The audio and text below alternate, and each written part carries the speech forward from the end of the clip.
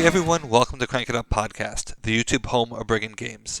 I'm Jim Price, designer of Erudia Battle of Birthrights, and for today's video, I want to talk about art direction again, this time in the context of Thieves. Art direction is a really interesting challenge for a game system as large as Erudia, because you want to give the class a distinct look that fits into the overall setting and style of the game, blending the artwork of multiple artists, and I love our art team. Today I'll be talking about the Thieves by Daniel Delgado, who also created all the royal items, the battle mages in the Anachrony expansion, and we're thinking at the moment that he'll be working on class BP1, and boy does that class live up to its name.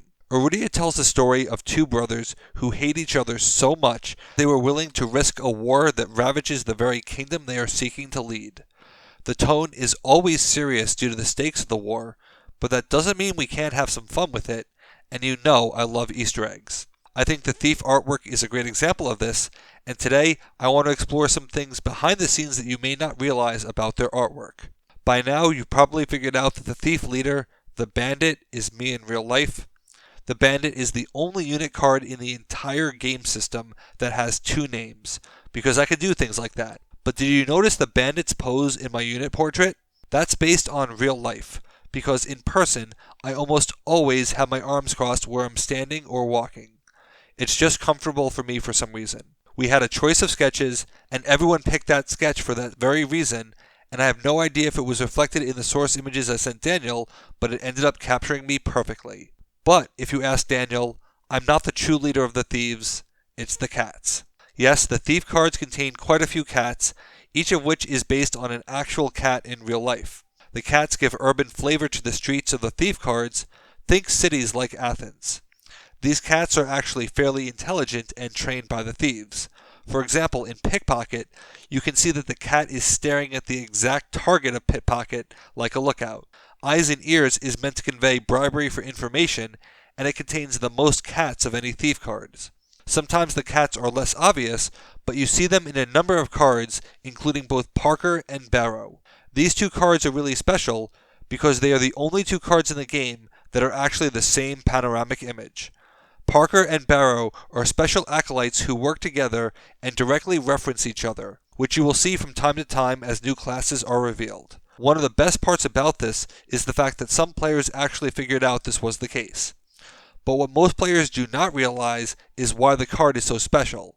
It's because Parker and Barrow are actually Daniel and his wife. It was so much fun including me in the game that I decided I wanted to share that opportunity, and now we have a tradition of a rite of passage where artists get a chance to draw themselves into the game.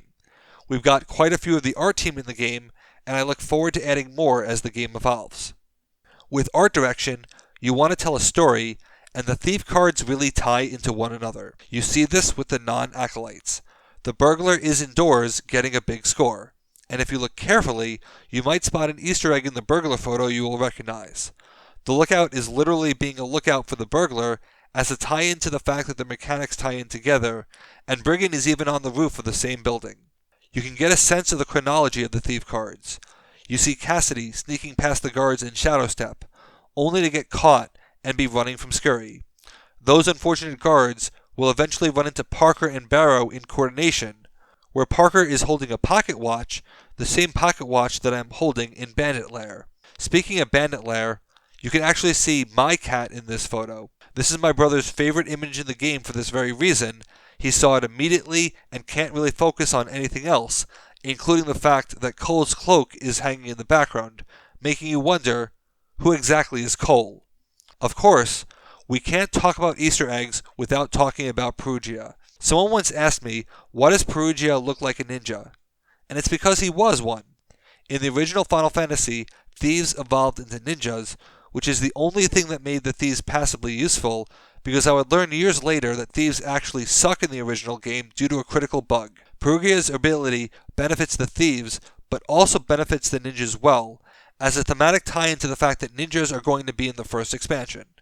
This was meant to tease their existence and imminent arrival, and the flavor text for Double Strike is a quote by Tissa, the ninja leader, referencing Perugia's past in a different class before selling out and abandoning the ninja way. In fact, the original plan was that Daniel was going to do the ninjas before we decided that would make them too similar, and besides, The Battle Mages ended up being a better choice anyway, plus it meant that Lei got to do the ninjas, which he was excited about anyway, but in an alternate universe, this is a really cool story.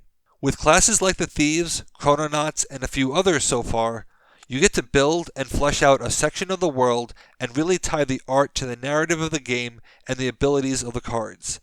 It's also just a chance to have fun and say, yes, we know this is a serious game with dark tones and deep themes, but we're still going to show our love for this product by enriching it to the best extent possible. There are still a few Easter eggs for you to find in the Thief artwork, including one that won't make sense now, but someday will. Here's another one. Can you guess which thief is based on a celebrity's likeness, and which celebrity that is? Do you have any theories as to what the Thief artwork is depicting? Which card do you think occurs chronologically last? Let me know in the comments. Thanks for watching. Be sure to like and subscribe. Let's shut it down.